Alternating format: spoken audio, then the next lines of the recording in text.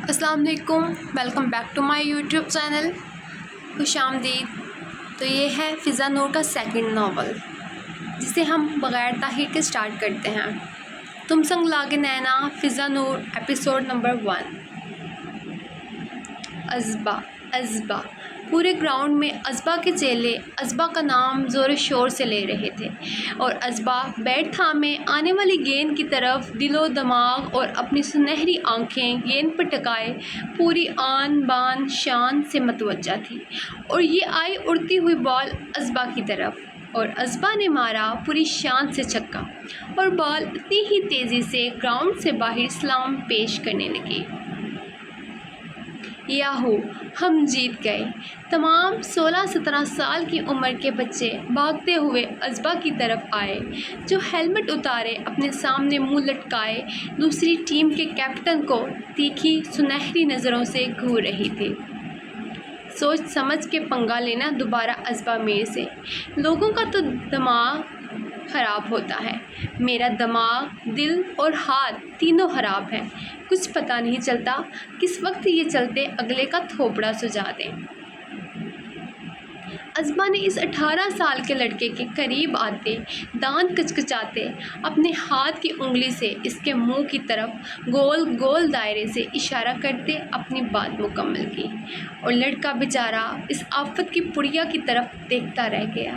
ان کے مطابق جو چلتی پھرتی ایک ڈائناسور چڑیل تھی، لیکن وہ اس کے منہ پر یہ نہیں بول سکتے تھے، کیونکہ انہیں اپنے اپنے معصوم تھوبڑے بہت عزیز تھے۔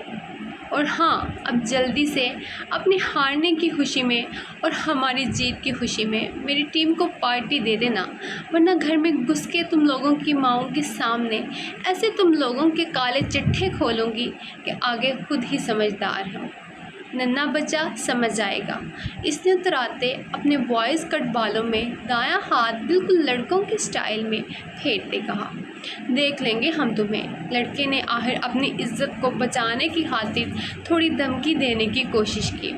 الے الے میرا بچہ، میں تو سامنے ہی کھڑی ہوں، جی بھر کے دیکھ لے۔ ایسا کرو کہ اپنے گھر کے فرسٹ وال پر میری ایک فوٹو کھنچا کے رکھ لے، جب دل چاہے تو دیکھ لینا۔ اس نے اس کی گال پر آہستہ آہستہ تھپکتے ہاتھ مارتے اور اینڈ پر زور سے ہاتھ مارتے کہا۔ پہلے بھی کہا تھا، ازبا میر نام ہے میرا، مجھ سے پنگا از نوٹ چنگا، ورنہ ہاتھ سے گن کا نشان بناتے اس نے ڈشم ڈشم کیا۔ لڑکے نے آنکھیں پھاڑے گھور کے ازبا کی طرف دیکھا، جو اسکن ٹی شرٹ کے اوپر وائٹ شرٹ پہنے، اس کے بٹن کھولے، نیچے لڑکوں کا ہی ٹراؤزر پہنے، وائٹ جوگرز میں پاؤں مکید کیے، وائز کٹ بالوں میں اس کے سامنے کھڑی ایک لڑکا ہی لگ رہی تھی۔ ازبا نے بیٹ اپنی ٹیم کی طرف اچھالتے انہیں چلنے کا اشارہ کیا۔ چلو یہاں سے، ان کی تو لگتا ہے صحیح سے بولتی بند ہو چکی ہے، اس نے مخالف ٹیم کی طرف اشارہ کرتے مزاحیہ لہجے میں کہا، اور گردن اکڑا کر تنفر سے چلتی ان کے سامنے سے گزر گئی۔ بلاج، میرا دوپٹہ چھوڑ دیں، کوئی دیکھ لے گا۔ ماہا نے تھوڑا شرماتے آنکھوں کو ٹپٹپاتے ارد گرد دیکھتے بلاج کی طرف معصوم چہرے سے دیکھا، جس نے اس کا دوپٹہ کھینچتے اسے ایک جھٹکے سے اپنے قریب صوفے پر گرایا۔ آپ نہ کسی دن ایسے ہی مجھے گرا گرا کر میری کمر توڑ دیں گے۔ ماہا نے صوفے سے اٹھنے کی کوشش کرتے اپنی چھوٹی سی ناک پھلاتے بلاج کی طرف دیکھا، جو بہت رومانٹک موڈ میں اپنی بیوی کے منہ سے کوئی رومانٹک بات سننے کے لیے بےتاب تھا۔ یہ الفاظ سنتے سخت بدمزہ ہوا۔ تم بولنے سے پہلے سوچ تو لیا کرو کہ سچویشن کیسی ہے۔ بلاج نے اس کی کمر میں ہاتھ ڈالتے اسے سیدھا بٹھاتے اس کے گال پر دانت گاڑتے اسے گھورا۔ ماہا نے اس کے عمل پر اسے گھورا۔ ہاں تو سچویشن کے مطابق ہی تو بولا ہے، ابھی میری کمر صوفے کی پائنتی سے لگتی تو ٹوٹ جاتی، پھر ساری عمر کے لیے میں بستر پر لگ جاتی، اور آپ کو تو موقع مل جاتا دوسری شادی کرنے کا۔ اس نے گھورتے بلاج کی طرف دیکھتے کہا، جس سے کوئی بہت بڑا راز اس کا فاش کیا ہو، اور بلاج بیچارہ اپنے چہرے سے معصوم دکھنے والی بیوی کی طرف دیکھتا رہ گیا۔ وہ رومانٹک موڈ میں ایک رومانٹک سین کریٹ کرنا چاہتا تھا، اور اس کی بیگم کیا کیا سوچے بیٹھی تھی۔ جانب اتنا آگے کا سوچتی ہو؟ کبھی ایسا بھی کچھ آگے کا سوچا کرو کہ ہم کچھ کریں اور ہمارے بچے دنیا میں آ جائیں جو انتظار کر رہے ہوں گے ہمارے پاس آنے کے لیے۔ بلاج نے اس کے دائیں بائیں ہاتھ رکھتے دوبارہ اس کی طرف ہلکا سا جھکتے اس کے پھولے پھولے گلابی گالوں پر نرمی سے لب رکھے جو بلاج کے عمل سے گلابی پن سے تپتے لال ہونے لگے۔ تاکہ میں موٹی ہو جاؤں اور آپ مجھے، ہاں بھائی، میں تمہیں چھوڑ کر دوسری شادی کر لوں۔ بلاج نے فوراً اس کی بات کاٹتے اسے گھورا۔ مجھے پہلے ہی پتا تھا آپ ایسا ہی سوچتے ہیں، ہٹے پیچھے، میں آپ کی بیوی نہیں ہوں۔ ماہا نے مقابل کو اس سے بھی زیادہ ہونہار نظروں سے گھورتے کندھے پر زور سے ہاتھ مارا۔ بلاج کا دل چاہا کہ وہ اپنا سر اپنے سامنے بیٹھی معصوم چہرے والی بیوی کے سر میں دے مارے جو سیکنڈز میں اس کے رومانٹک موڈ کا ستیہ ناش کرتی تھی۔ ہاں اب سوچ رہے ہوں گے کہ کس طریقے سے میں اس کو ماروں تاکہ جان چھوٹے جلدی۔ ماہا نے بلاج کو خود کو گھورتے پا کر اپنی نئی سوچ کو برابر بیٹھے شوہر کی آنکھوں میں دیکھتے بیان کیا۔ ماہا کے غصے سے کہنے پر نہ چاہتے ہوئے بلاج کے لبوں پر مسکراہٹ مچلی۔ اس نے دانتوں میں لبوں کو دباتے روکنے کی کوشش کی اور اس سے پہلے کہ اگلے نکلنے والے الفاظ اپنے طریقے سے بند کرواتا اس کے لبوں پر جھکتا پیچھے سے آتی آواز کو سنتے وہ جھٹکے سے ماہا سے دور ہوا۔ اللہ کا نام لے بھائی، کیا کمرہ کب پڑ گیا ہے رومانس کے لیے جو ہم معصوم کنواروں کے دلوں پر چھریاں چلا رہے ہیں؟ رماز کی آواز پر ماہا جھٹکے سے صوفے سے اٹھتی دور کھڑی ہوئی اور لال چہرے سے بے حد شرماتی ارد گرد دیکھنے لگی۔ بلاج نے اس کے جھٹکے سے اٹھنے پر غصے سے اس کے شرماتے چہرے کی طرف دیکھا جو شرما تو ایسے رہی تھی جیسے نہ جانے اس نے ایسا کیا کر دیا تھا۔ ہمارا گھر، ہمارا کمرہ، ہم جہاں مرضی رومانس کریں اور ہمارے پاس تو ہر جگہ رومانس کرنے کا سرٹیفکیٹ ہے، تم کیوں منہ اٹھائے کباب میں ہڈی بنے چلے آتے ہو؟ رماز میر کی اتنی جرأت کہاں کہ وہ کباب میں ہڈی بنے، لیکن لگتا ہے بلاج میر کے دماغ پر رومانس کچھ زیادہ ہی چڑھ گیا ہے جو وہ یہ تک بھول چکے ہیں کہ ڈرائنگ روم میں کوئی بھی آ سکتا ہے۔ کیوں بھابھی؟ اس نے شرارتی مسکراہٹ سے بات کرتے بیچ میں ماہا کو بھی گھسیٹا۔ بلاج ہنوز رماز کو گھور رہا تھا جو اب اس کی واڑ لگانے سے پیچھے ہٹنے والا نہیں تھا۔ رومانس کہیں ان کو رومانس آ ہی نہ جائے، یہ تو بس میری کمر توڑنے اور مجھے موٹا کرنے کے چکر میں ہی ہے، ماہا نے دل میں سوچتے زبان پر بڑبڑایا۔ اور اگر بلاج کو اپنی بیوی کی اس سوچ کا پتہ لگ جاتا تو وہ بیچارہ تو غش کھا کر ہی گر پڑتا کہ اس کی بیوی کی نظر میں اس کا کیا کوئی بھی عمل رومانس نہیں بلکہ اسے مارنے کا پلان ہے۔ رماز بھائی، کچھ لوگوں کو بس دکھاوا ہی آتا ہے، آتا جاتا کچھ نہیں، یہ تو بس یہی پلان کرتے رہتے ہیں کہ کیسے جان چھڑوائی جائے۔ ماہا نے رماز کے ساتھ کھڑے ہوتے شوہر کی طرف دیکھتے دانت پیسے۔ رماز نے اپنے چہرے کی شرارتی مسکراہٹ کو اس دفعہ چھپایا نہیں اور اپنے بڑے برادر کی طرف دیکھا جو اب اس سے نظریں ہٹاتے اپنی بیوی کو دانت والی نظروں سے گھور رہا تھا۔ بیگم، الفاظ وہ بولو جو بعد میں بھاری نہ پڑیں۔ ڈرتی نہیں ہوں میں آپ سے، میں بھی دو ہاتھ کر لوں گی۔ اچھا، ذرا ملنا اکیلے میں، پھر دیکھیں گے کس میں کتنا ہے دم، بلاج نے آخر میں آنکھ ونک کرتے کہا۔ ارے اکیلے میں کیوں، میرا کام ہو گیا ویسے بھی جلدی پر آگ لگانے کا، آپ لوگ یہیں سے کنٹینیو کریں۔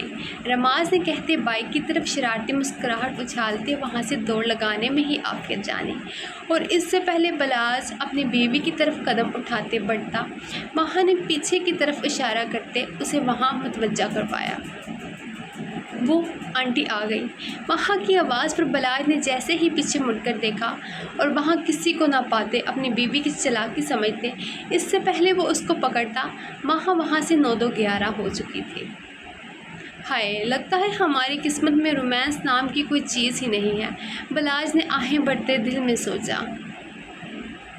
اوئے نیلوفر، کیا دیکھ رہی ہو؟ ازبا نے جمپ لگاتے اس کے نزدیک صوفے پر بیٹھتے اس کے باؤل میں سے پاپ کارن لیتے کہا۔ خبردار جو تم نے مجھے نیلوفر کہا، میرا نام آئلہ ہے۔ آئلہ نے اپنا پاپ کارن کا باؤل سائڈ پر کرتے کہا۔ اوئے تیری، نیلوفر کے تو پر نکل آئے ہیں، اپنی نند سے پنگے لے گی، یہاں بڑی تمہاری زبان چل رہی ہے، ایک عدد شوہر تو تم سے اپنا سنبھالا گیا نہیں۔ ازبا نے اس کی گردن کو جھٹکے سے اپنے بازو کی گرفت میں لیتے، اس کے ہاتھ سے پاپ کارن کا باؤل کھینچتے کہا، اور آئلہ بیچاری منہ کھولتی اس ہوائی چڑیل کی طرف دیکھتی رہ گئی۔ تمہارا بھائی انسان ہوتا تو سنبھال بھی لیتی، لیکن وہ ایک نمبر کا کھڑوس جن ہے، جن کو نیلی آنکھوں والی نیلوفر چڑیل ہی سنبھال سکتی ہے۔ ازبا نے کہتے باؤل کو اس کی گود میں پھینکا، جس سے پاپ کارن ارد گرد پھیل گئے۔ ازبا کی بچی، یہ گن تم ہی سمیٹو گی، اور مجھے کوئی شوق نہیں ہے تمہارے جن بھائی کو سنبھالنے کا۔ اچھا تو پھر تم یہ تو مانتی ہو کہ تم نیلی آنکھوں والی نیلوفر ڈائن ہو۔ ازبا نے اپنی سنہری آنکھیں ٹپٹپاتے نیلی آنکھوں والی آئلہ کی طرف دیکھا، جو اپنی سمندر سی گہری نیلی آنکھوں کو بڑا کرتے ازبا کی طرف ہی دیکھ رہی تھی۔ اچھا تو میں نیلی آنکھوں والی ڈائن، تو تم کیا ہو؟ سنہری آنکھوں والی بندریا، یا لڑکا کم لڑکی، یا لڑکی کم لڑکا؟ اس نے بھی ازبا کی تختی رگ پر ہاتھ رکھا۔ سالی، میرے جینڈر پر باتیں کرے گی؟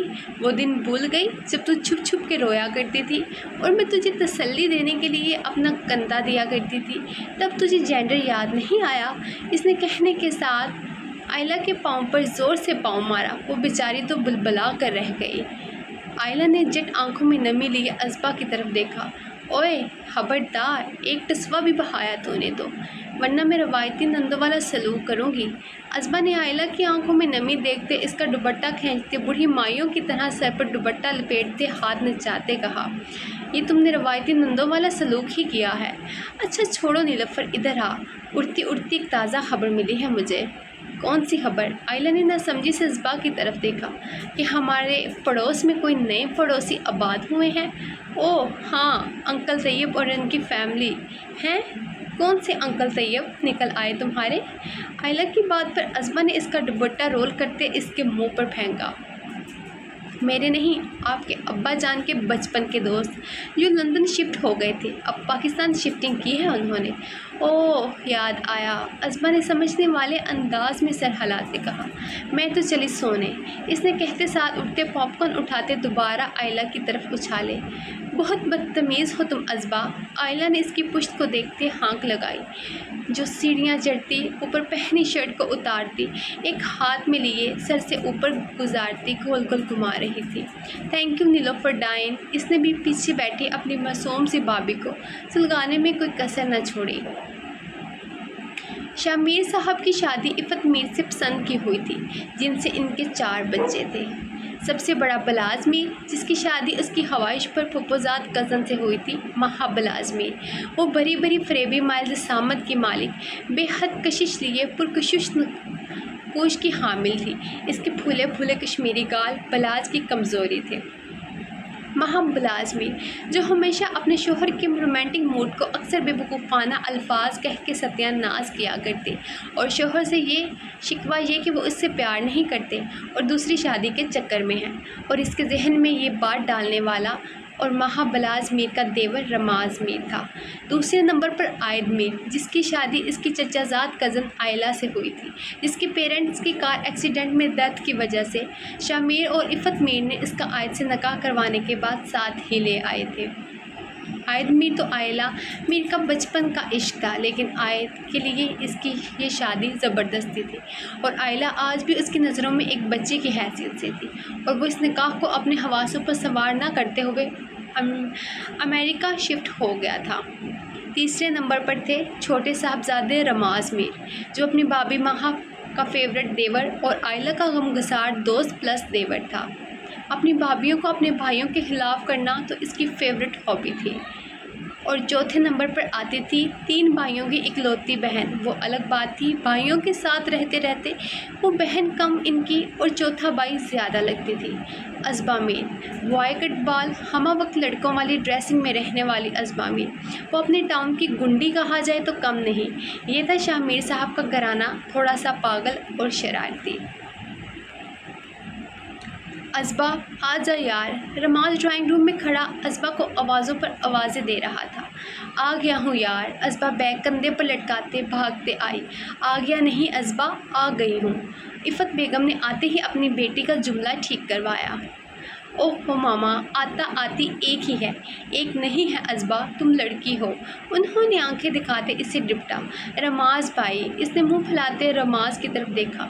ماما کچھ نہ کہیں ہمارے جگری یار کو۔ اس نے ازبا کے کندھے پر بازو پھیلاتے اپنے ساتھ لگایا۔ بس کر دو، یہ تم لوگوں کی وجہ سے ہی بگڑی ہے۔ ایک تو اللہ سے دعائیں کر کر کے بیٹی مانگی اور یہ بیٹی پھر بیٹا بن گئی۔ کوئی بات نہیں، ایک دفعہ پھر ٹرائی کر لیں، ہو سکتا ہے تیر سیدھا نشانے پر لگے۔ ازبا نے کہتے ساتھ باہر کی طرف دوڑ لگائی۔ کوئی شرم و لحاظ رہا ہی نہیں اس لڑکی میں۔ انہوں نے بیٹی کی سپیڈوں کو دیکھتے توپوں کا رخ رماز کی طرف کیا، جو خود بہن کی چالاکی پر دانت پیس رہا تھا۔ ہاں تو کہاں گیا تمہارا جگری یار تمہیں چھوڑ کر؟ انہوں نے طنز کیا۔ آج سے چلاک لومڑی کوئی جگری یار نہیں، بے وفا میری کچھ نہیں لگتے۔ اس کو تو میں سیٹ کروں گا، دیکھتا ہوں کیسے نہیں کرتی یہ لڑکیوں والی ڈریسنگ۔ اس نے مصنوعی غصے سے ماں کی طرف دیکھتے جیسے آج کی ہی تاریخ میں ازبا کو سیدھا کر دے گا۔ ہاں جانتی ہوں میں تم لوگوں کا، مجھے یہ مکھن لگانے کا طریقہ۔ دھیان رکھنا اس کو ڈریسنگ کرواتے کہیں وہ تمہیں نہ کروا دے لڑکیوں والی ڈریسنگ۔ انہوں نے آخری الفاظ کچکچاتے ادا کیے۔ آپ بھی جا رماز یار، میں انتظار کر رہا ہوں۔ باہر سے ازبا کی آواز آئی۔ جاؤ، تمہارا چوتھا بھائی بلا رہا ہے تمہیں لڑکی بنانے کے لیے۔ لا حول ولا، کیسی باتیں کر رہی ہیں ماما؟ رماز نے جھٹجھٹی لیتے ماں سے کہا۔ تم لوگ ایسی حرکتیں کرو اور میں باتیں بھی نہ کروں؟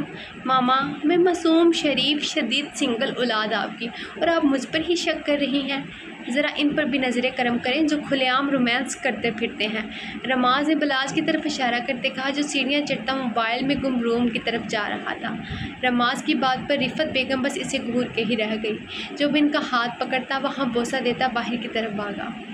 جلد ملاقات ہوگی ڈارلنگ، اس نے آنکھ ونک کرتے ہانک لگائی۔ رفت میر تو اپنی اولاد کی حرکتوں پر افسوس سے سر ہلا کے رہ گئی۔